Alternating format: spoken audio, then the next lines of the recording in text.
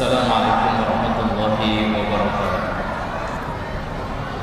Alhamdulillahirabbil alamin wa bihi nasta'in wa ala dunya waddin wassalatu wassalamu ala asyrafil anbiya'i wal mursalin sayyidina wa maulana Muhammadin wa ala alihi wa sahbihi ajmain wa ba'du. Alhamdulillah, kita bersyukur, kita panjatkan kepada Allah atas nikmat rahmat karunia-Nya sehingga kita bisa duduk dalam majelis ilmu yang kita berharap semoga majelis ilmu kita senantiasa mendapatkan berkah Allah Subhanahu wa taala min Allah. Jamaah sekalian yang dirahmati Allah Subhanahu wa taala, salah satu rasa syukur kita yang mendalam pada majelis ilmu kita kali ini, alhamdulillah kita diperkenankan untuk melanjutkan bahasan kita tentang pengenalan kita kepada manusia terbaik, yakni Rasulullah Muhammad sallallahu alaihi wasallam, dalam kajian sirah kita di siang hari ini. Jemaah sekalian yang dirahmati Allah Subhanahu wa taala, tiba kita pada bahasan di mana di awal dari tahun ke-7 Hijriah, jadi akhir tahun ke-6 Hijriah, itu kaum muslimin mendapatkan karunia yang besar dari Allah Subhanahu wa taala berupa Sulhul Hudaybiyah, perjanjian damai Hudaybiyah.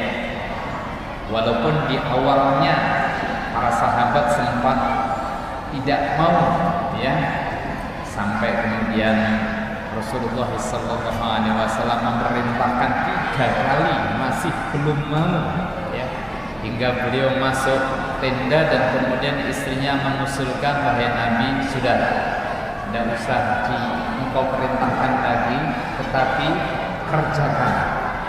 Begitu kemudian Rasulullah SAW mencukur rambutnya dan kemudian tahallul, kemudian menyembelih kurban, maka semua para sahabat mengikutinya dan kemudian semuanya menerima dengan keputusan Rasulullah SAW. Nah, tidak lama setelah itu, jamaah sekalian rahimakumullah, pulang dari Hudaybiyah, Rasulullah SAW kemudian segera berangkat, ya, di awal tahun ke-7 Hijriah. Jadi di akhir dari tahun ke-6 Hijriah itu pulang, dan kemudian tidak lama lagi kemudian Rasulullah SAW diperintahkan oleh Allah Subhanahu wa taala untuk ke Hudaybiyah. Sepulang dari Hudaybiyah, dari perjanjian Hudaybiyah, maka kemudian diperintahkan untuk kemudian berangkat ke tempat berkumpulnya orang-orang Yahudi yang 3 kaum Yahudi sudah diusir dari Madinah, dan kemudian mereka semuanya ada di Madinah, yang keluar dari Madinah tapi bersama dengan kaum Yahudi yang masih ada pada waktu itu, yakni di Khaybar. Nah, inilah jemaah sekalian rahimakumullah, karunia yang luar biasa besar didapatkan oleh kaum muslimin, oleh Rasulullah bersama dengan kaum muslimin, yang ditegaskan oleh Allah Subhanahu wa taala, tepatnya adalah di surat Al-Fatah ayat 18 dan 19. Ditegaskan oleh Allah, laqad radiyallahu 'anil mu'minin il yubayyi'unaka tahta syajarah fa'alima ma fi qulubihim fa'anzala as-sakinata 'alaihim wa atsabahum fathan qariba. Allah telah ridho terhadap orang-orang yang beriman tatkala kalian berbaiat di Bai'atul Aqabah, di bawah pohon, fa'alima ma fi qulubihim, kemudian Allah Subhanahu wa taala menurunkan sakinah, ketenangan jiwa kepada seluruh kaum muslimin, menerima dengan penerimaan yang kokoh terhadap keputusan Rasulullah SAW, bahkan kemudian wa atsabahum fathan qariba, kemudian Allah Subhanahu wa taala menunjukkan kepadanya kemenangan yang tetap. Jamaah sekalian rahimakumullah, dan benar adanya di akhir tahun ke-6 Hijriah, kemudian di awal tahun ke-7 Hijriah, kaum muslimin kemudian ke orang-orang Yahudi ya di Khaybar, dan masya Allah tabarakallah Rasulullah SAW dalam waktu 2 bulan ya 2 bulan mengepung kaum Yahudi, kemudian Allah Subhanahu wa taala berikan kemenangan yang luar biasa dahsyat. Dan dari situ jamaah sekalian rahimakumullah, Rasulullah SAW kemudian telah menetapkan bersama dengan para sahabat sebuah kemenangan, telah mendapatkan kemenangan besar untuk melawan orang-orang Khaybar tersebut.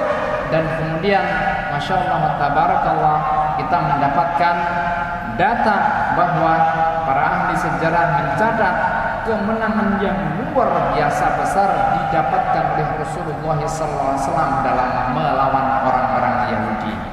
Sejak itu jamaah sekalian rahimakumullah, maka Rasulullah SAW kemudian memutuskan terhadap semua orang Yahudi Khaybar ya, yang mereka masih ada, secara umum mereka kemudian diusir, dan sisanya adalah ya yang menerima perjanjian bersama dengan Rasulullah SAW untuk merawat atau menggunakan ya ada kolam, kemudian ada kebun dan sebagainya yang dirawat oleh orang-orang Khaybar tersebut.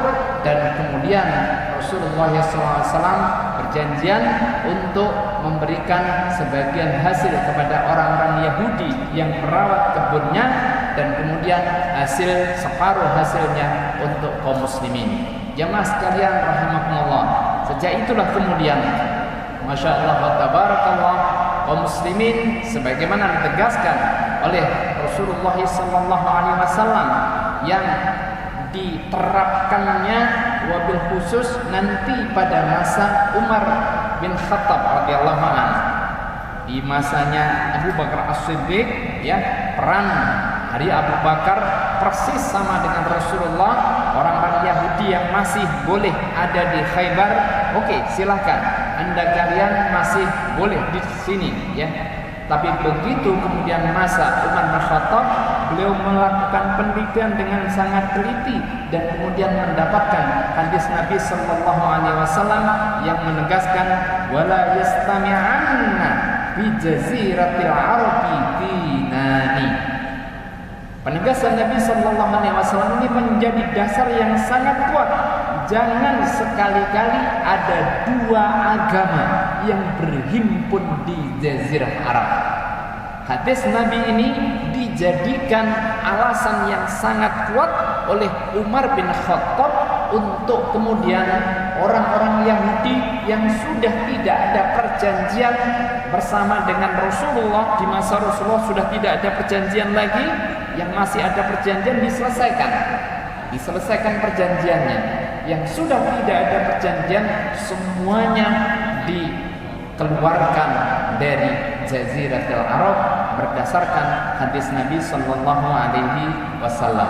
Sehingga jamaah sekalian rahimakumullah, itu bermula dari perang Khaybar, dan masya Allah wa tabarakallah, karenanya kaum muslimin selalu ketika berhadapan dengan Yahudi, mereka selalu ingat peristiwa Khaybar ya Yahud, Jaishu Muhammad saufa ya'ud. Mereka semuanya selalu ingat betapa ya kemenangan yang luar biasa dahsyat didapatkan oleh Rasulullah bersama dengan kaum muslimin dalam melawan orang-orang Yahudi yang selama ini di awalnya mereka ada perjanjian bersama dengan Rasulullah, tapi selalu saja pengkhianatan demi pengkhianatan mereka lakukan terhadap berbagai perjanjian yang sudah ada. Jangankan bersama dengan orang sesama manusia pada waktu itu, ya, sesama orang orang-orang yang beragama biasa, sama-sama orang beragama, dengan para nabinya saja mereka membunuh nabi-nabinya. Karenanya kemudian Masya Allah wa tabarakallah, Rasulullah memberikan teladan. Di awalnya semua kaum Yahudi ketika mengikuti perjanjian damai di Madinah, mereka bisa hidup bersama. Namun ketika kemudian mereka menyalahi janji dan berkhianat dengan janji-janjinya, maka hukuman ditegaskan dan diputuskan oleh Rasulullah SAW terhadap mereka. Karenanya jamaah sekalian rahimakumullah, sebuah karunia besar yang diberikan kepada kita bangsa Indonesia juga, ketika kita sampai saat ini tidak pernah dan tidak akan mengadakan hubungan kerjasama dengan Yahudi, itu sebagaimana juga amanah dari Undang-Undang Dasar bahwa dalam pembukaannya kemerdekaan adalah hak segala bangsa. Maka kita tahu bahwa Yahudi adalah penjajah yang luar biasa. Maka bangsa Indonesia tidak akan pernah membuka perjanjian dengan orang yang telah berkhianat terhadap Rasulullah SAW, dan selalu saja mereka menyalahi dengan perjanjian damai yang mereka sudah lakukan. Nah, jemaah sekalian rahimakumullah, karena itu pelajaran yang luar biasa istimewa di awal dari tahun ke-7 Hijriah ini menjadi pelajaran yang mulia dari sirah Nabi sallallahu alaihi wasallam. Jamaah sekalian rahimakumullah, dalam perang Khaybar ini kita juga mendapatkan pelajaran yang luar biasa istimewa. Ada seorang budak Yahudi, yang dia bertugas untuk menggembalakan hewan-hewan ternak dari orang-orang Yahudi. Pada waktu itu mengetahui pasukan kaum muslimin datang. Ini masih belum dimenangkan waktu itu, masih baru sebagian dari wilayah Khaybar, sedikit dari wilayah Khaybar yang sudah dikuasai Nabi, yang lain masih belum. Tetapi kemudian ada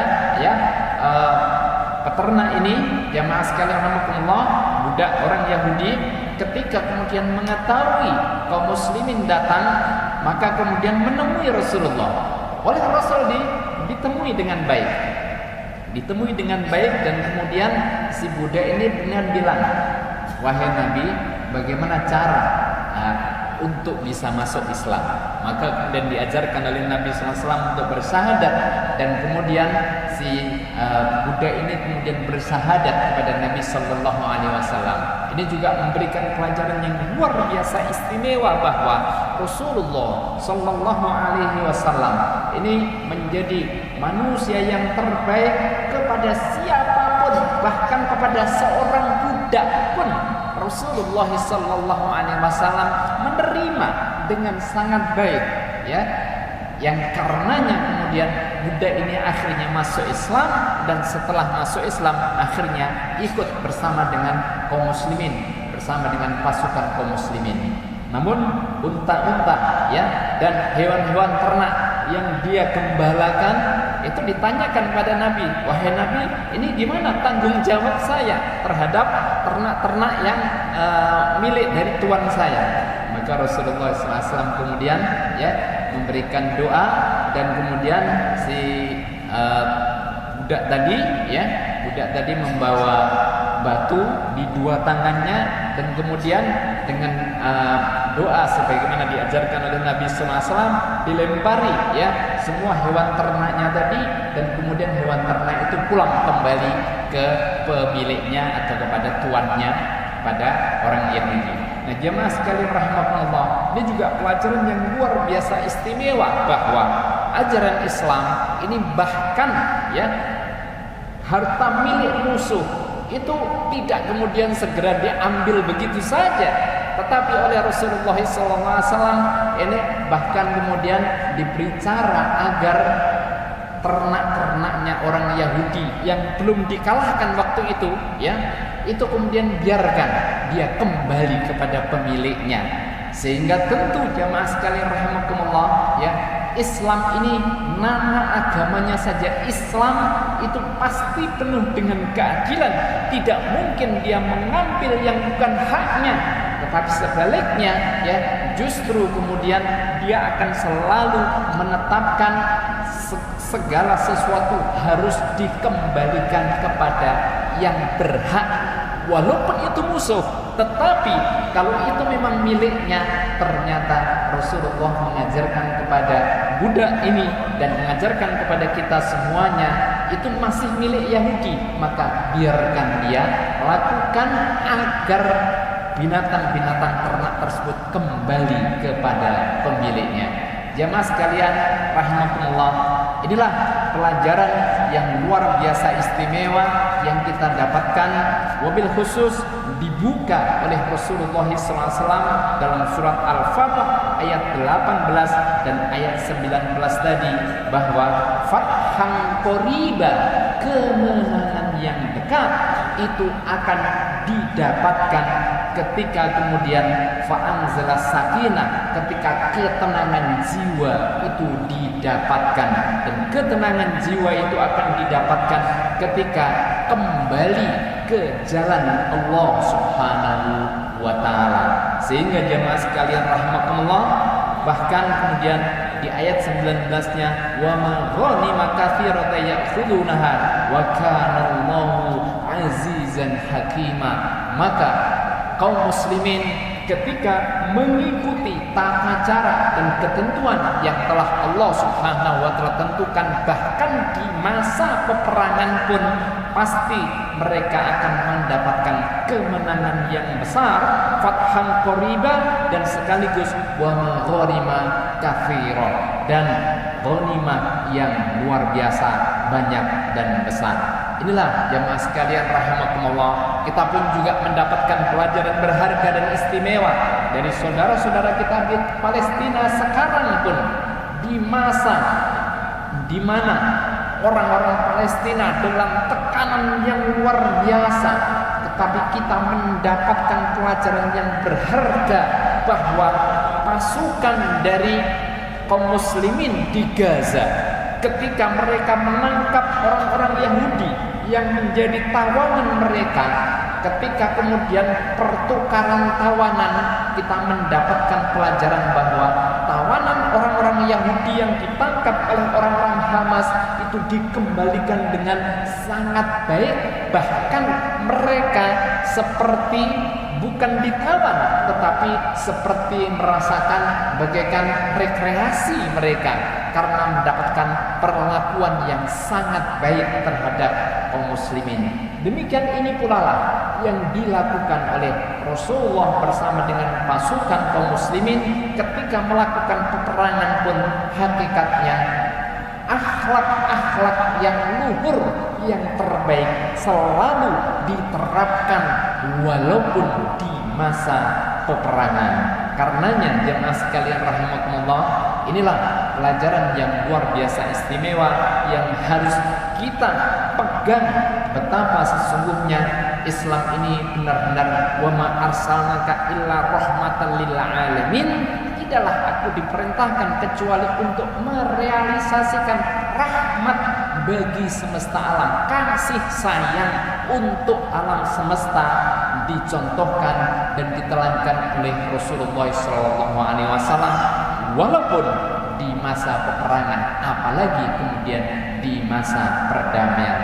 Pastinya bagi kita menjadi pelajaran berharga juga, kaum muslimin, wabil khusus kita semuanya, bangsa Indonesia, di masa-masa pemilu pun, maka tentu tidak boleh ya kita melakukan kezaliman-kezaliman.